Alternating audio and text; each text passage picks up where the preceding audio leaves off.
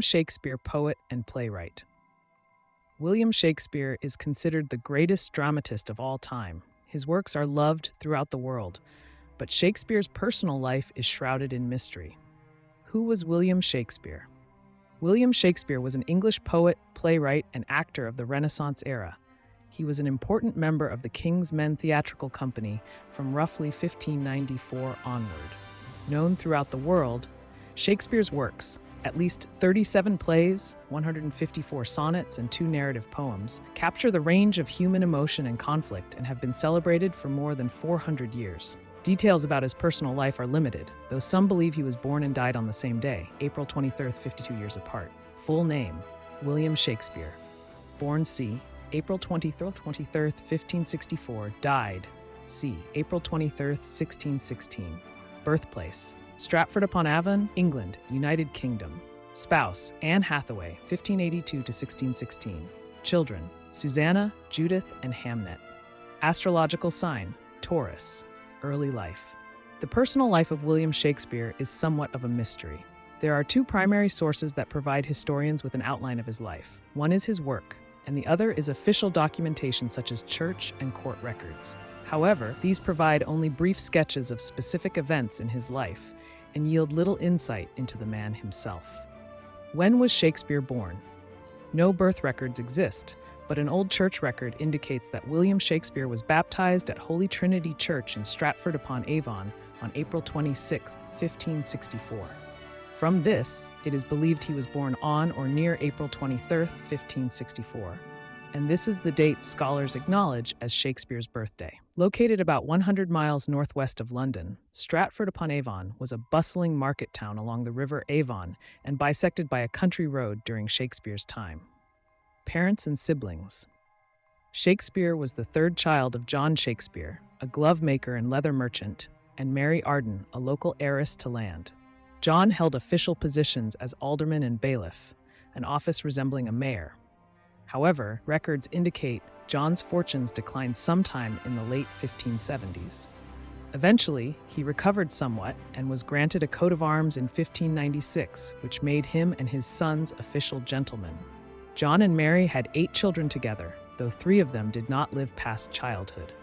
Their first 2 children, daughters Joan and Margaret, died in infancy, so William was the oldest surviving offspring. He had 3 younger brothers and 2 younger sisters: Gilbert, Joan, Anne, Richard, and Edmund. Anne died at age 7, and Joan was the only sibling to outlive William. Childhood and education. Scant records exist of Shakespeare's childhood and virtually none regarding his education. Scholars have surmised that he most likely attended the King's New School in Stratford, which taught reading, writing, and the classics, including Latin. He attended until he was 14 or 15 and did not continue to university. The uncertainty regarding his education has led some people to question the authorship of his work. A drawing of Anne Hathaway, the wife of William Shakespeare. Shakespeare married Anne Hathaway on November 28, 1582, in Worcester, in Canterbury Province. Hathaway was from Shottery, a small village a mile west of Stratford.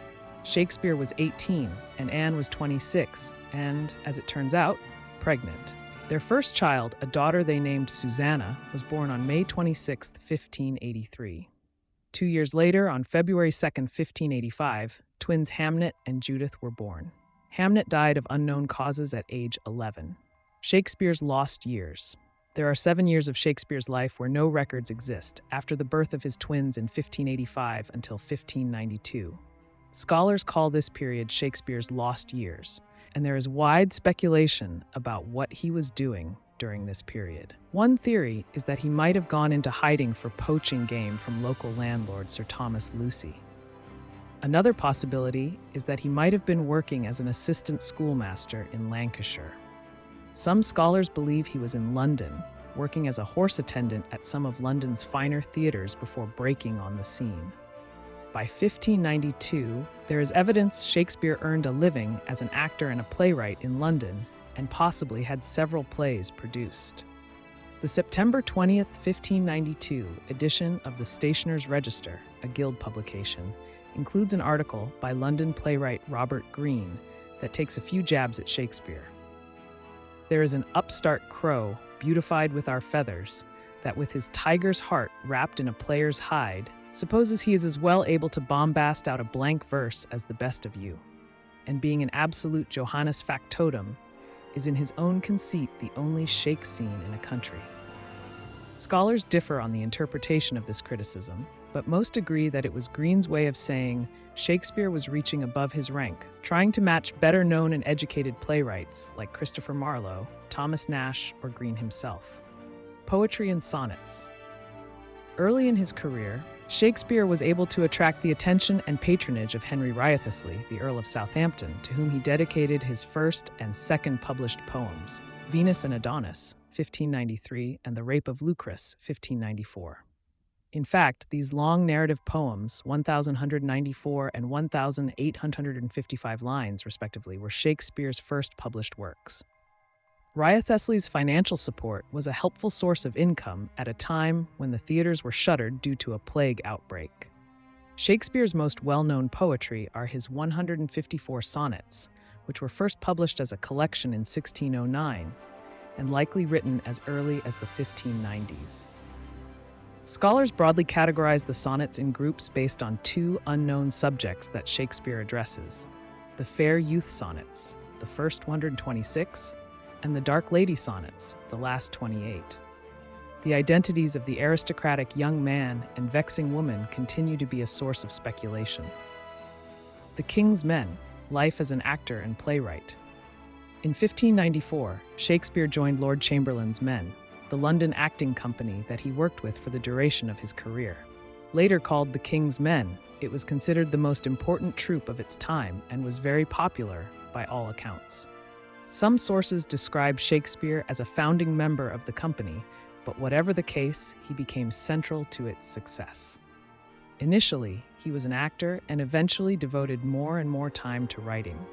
Records show that Shakespeare, who was also a company shareholder, had works published and sold as popular literature. Although The Taming of the Shrew is believed to be the first play that Shakespeare wrote, his first published plays were Titus Andronicus and Henry VI Part II. They were printed in 1594 in quarto, an 8-page pamphlet-like book. By the end of 1597, Shakespeare had likely written 16 of his 37 plays and amassed some wealth. At this time, civil records show Shakespeare purchased one of the largest houses in Stratford, called New Place, for his family. It was a 4-day ride by horse from Stratford to London, so it's believed that Shakespeare spent most of his time in the city writing and acting, and came home once a year during the 40-day Lenten period, when the theaters were closed. However, Shakespeare expert and professor Sir Stanley Wells posits that the playwright might have spent more time at home in Stratford than previously believed, only commuting to London when he needed to for work. Although the theater culture in 16th century England was not greatly admired by people of high rank, some of the nobility were good patrons of the performing arts and friends of the actors. Two notable exceptions were Queen Elizabeth I, who was a fan of Lord Chamberlain's Men by the late 1590s after first watching a performance in 1594, and her successor, King James I. Following his crowning in 1603, the company changed its name to the King's Men. By 1599, Shakespeare and several fellow actors built their own theater on the south bank of the Thames River, which they called the Globe Theater. Julius Caesar is thought to be the first production at the new open-air theater. Owning the playhouse proved to be a financial boon for Shakespeare and the other investors. In 1613, the Globe caught fire during a performance of Henry VIII and burned to the ground.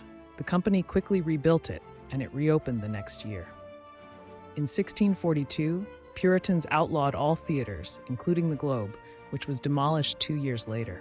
Centuries passed until American actor Sam Wanamaker began working to resurrect the theater once more. The Third Globe Theater opened in 1997, and today, more than 1.25 million people visit it every year. A color lithograph of William Shakespeare from 1853. It's difficult to determine the exact chronology of Shakespeare's plays, but over the course of 2 decades, from about 1590 to 1613, he wrote 37 plays revolving around 3 main themes: history, tragedy, and comedy. Some plays blur these lines, and over time, our interpretation of them has changed too. Shakespeare's early plays were written in the conventional style of the day, with elaborate metaphors and rhetorical phrases that didn't always align naturally with the story's plot or characters. However, Shakespeare was very innovative, adapting the traditional style to his own purposes and creating a freer flow of words. With only small degrees of variation, Shakespeare primarily used a metrical pattern consisting of lines of unrhymed iambic pentameter, or blank verse, to compose his plays. At the same time, there are passages in all the plays that deviate from this and use forms of poetry or simple prose. Histories. Many of Shakespeare's first plays were histories. All three Henry VI plays, Richard II, and Henry Futh, dramatized the destructive results of weak or corrupt rulers, and have been interpreted by drama historians as Shakespeare's way of justifying the origins of the Tudor dynasty. Other histories include Richard III, King John, the two Henry IV plays, and Henry VIII. With exception of Henry VIII, which was Shakespeare's last play, these works were likely written by 1599. Tragedies. Although Shakespeare wrote 3 tragedies, including Romeo and Juliet, before 1600, it wasn't until after the turn of the century that he truly explored the genre. Character in Othello, King Lear, and Macbeth present vivid impressions of human temperament that are timeless and universal. Possibly the best known of these plays is Hamlet, which explores betrayal, retribution, incest, and moral failure. These moral failures often drive the twists and turns of Shakespeare's plots, destroying the hero and those he loves. Julius Caesar, written in circa 1599, portrays upheaval in Roman politics that might have resonated with viewers at a time when England's aging monarch, Queen Elizabeth I, had no legitimate heir, thus creating the potential for future power struggles. Titus Andronicus, Antony and Cleopatra, Timon of Athens, and Coriolanus are Shakespeare's other tragic plays. Comedies. Shakespeare wrote comedies throughout his career, including his first play, The Taming of the Shrew. Some of his other early comedies, written before 1600 or so, are the whimsical A Midsummer Night's Dream, the romantic Merchant of Venice, the wit and wordplay of Much Ado About Nothing, and the charming As You Like It. Some of his comedies might be better described as tragicomedies. Among these are Pericles, Cymbeline, The Winter's Tale, and The Tempest. Although graver in tone than the comedies, they are not the dark tragedies of King Lear or Macbeth, because they end with reconciliation and forgiveness. Additional Shakespeare comedies include The Two Gentlemen of Verona, The Comedy of Errors, Love's Labour's Lost, The Merry Wives of Windsor, Twelfth Night, Measure for Measure, and All's Well That Ends Well. Troilus and Cressida is emblematic of the Shakespearean problem play, which defies genres. Some of Shakespeare's contemporaries classified it as a history or a comedy, though the original name of the play was The Tragedy of Troilus and Cressida. Collaborations and lost play. Shakespeare is known to have created plays with other writers, such as John Fletcher. They co-wrote The Two Noble Kinsmen around 1613-14, making it Shakespeare's last known dramatic work. They also collaborated on Cardenio, a play which was not preserved. Shakespeare's other jointly written plays are Sir Thomas More and The Reign of King Edward III. When including these works, Shakespeare has 41 plays to his name. Later years and death. Around the turn of the 17th century, Shakespeare became a more extensive property owner in Stratford. When his father, John, died in 1601, he inherited the family home. Then, in 1602, he purchased about 107 acres for £320. In 1605, Shakespeare purchased leases of real estate near Stratford for £440, which doubled in value and earned him £60 a year. This made him an entrepreneur as well as an artist, and scholars believe these investments gave him uninterrupted time to write his plays. A couple years prior, around 1603, Shakespeare is believed to have stopped acting in the King's Men productions, instead focusing on his playwriting work. He likely spent the last 3 years of his life in Stratford. When did Shakespeare die? Tradition holds that Shakespeare died on his 52nd birthday, April 23, 1616, but some scholars believe this is a myth. Church records show he was interred at Holy Trinity Church on April 25, 1616. The exact cause of Shakespeare's death is unknown. though many people believe he died following a brief illness. In his will, he left the bulk of his possessions to his eldest daughter, Susanna, who by then was married. Although entitled to a third of his estate, little seems to have gone to his wife, Anne, whom he bequeathed his second-best bed. This has drawn speculation that she had fallen out of favor or that the couple was not close. However, there is very little evidence the two had a difficult marriage. Other scholars note that the term second-best bed often refers to the bed belonging to the household's master and mistress, the marital bed, and the first-best bed was reserved for guests. Legacy and controversies. The Bard of Avon has gone down in history as the greatest dramatist of all time and is sometimes called England's national poet. He is credited with inventing or introducing more than 1,700 words to the English language, often as a result of combining words, changing usages, or blending in foreign root words. If you've used the words downstairs, egregious, kissing, zany, or skim milk, you can thank Shakespeare. He is also responsible for Manyhow, an original copy of Shakespeare's First Folio from 1623. Although some of Shakespeare's works were printed in his lifetime, not all were. It is because of the First Folio that we know about 18 of Shakespeare's plays, including Macbeth, Twelfth Night, and Julius Caesar. John Hemminge and Henry Condell, two of Shakespeare's friends and fellow actors in The King's Men, created the 36 play collection, which celebrates its 400th anniversary this year. It was published with the title Mr. William Shakespeare's Comedies, Histories, and Tragedies in 1623, 7 years after Shakespeare died. In addition to its literary importance, the First Folio contains an original portrait of Shakespeare on the title page. Engraved by Martin Droeshout, it's considered one of the two authentic portraits of the writer. The other is a memorial bust at Holy Trinity Church in Stratford. Today, there are 235 surviving copies of the First Folio that date back to 1623, but experts estimate roughly 750 First Folios were printed. 3 subsequent editions of Shakespeare's Folio, with text updates and additional plays, were published between 1632 and 1685. Did Shakespeare write his own plays? About 150 years after his death, questions arose about the authorship of Shakespeare's plays.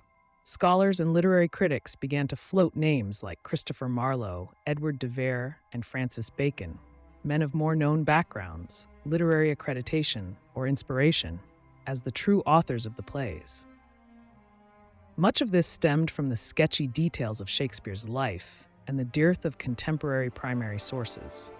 Official records from the Holy Trinity Church and the Stratford government record the existence of Shakespeare, but none of these attest to him being an actor or playwright. Skeptics also questioned how anyone of such modest education could write with the intellectual perceptiveness and poetic power that is displayed in Shakespeare's works. Over the centuries, several groups have emerged that question the authorship of Shakespeare's plays. The most serious and intense skepticism began in the 19th century, when adoration for Shakespeare was at its highest. The detractors believed that the only hard evidence surrounding Shakespeare from Stratford-upon-Avon described a man from modest beginnings who married young and became successful in real estate. Members of the Shakespeare Oxford Society, founded in 1957, put forth arguments that English aristocrat and poet Edward de Vere, the 17th Earl of Oxford, was the true author of the poems and plays of William Shakespeare. The Oxfordians cite de Vere's extensive knowledge of aristocratic society, his education, and the structural similarities between his poetry and that found in the works attributed to Shakespeare. They contend that Shakespeare had neither the education nor the literary training to write such eloquent prose and create such rich characters. However, the vast majority of Shakespearean scholars contend that Shakespeare wrote all his own plays. They point out that other playwrights of the time also had sketchy histories and came from modest backgrounds. They contend that King's New School in Stratford had a curriculum of Latin, and the classics could have provided a good foundation for literary writers. Supporters of Shakespeare's authorship argue that the lack of evidence about Shakespeare's life doesn't mean his life didn't exist. They point to evidence that displays his name on the title pages of published poems and plays. Examples exist of authors and critics of the time acknowledging Shakespeare as the author of plays such as The Two Gentlemen of Verona, The Comedy of Errors, and King John. Royal records from 1601 show that Shakespeare was recognized as a member of the King's Men Theatre Company and a groom of the chamber by the court of King James I, where the company performed 7 of Shakespeare's plays. There is also strong circumstantial evidence of personal relationships by contemporaries who interacted with Shakespeare as an actor and a playwright. Literary legacy. What seems to be true is that Shakespeare was a respected man of the dramatic arts who wrote plays and acted in the late 16th and early 17th centuries. But his reputation as a dramatic genius wasn't recognized until the 19th century. Beginning with the Romantic period of the early 1800s and continuing through the Victorian period, acclaim and reverence for Shakespeare and his work reached its height. In the 20th century, new movements in scholarship and performance rediscovered and adopted his works. Today, his plays remain highly popular and are constantly studied and reinterpreted in performances with diverse cultural and political contexts. The genius of Shakespeare's characters and plots are that they present real human beings in a wide range of emotions and conflicts that transcend their origins in Elizabethan England.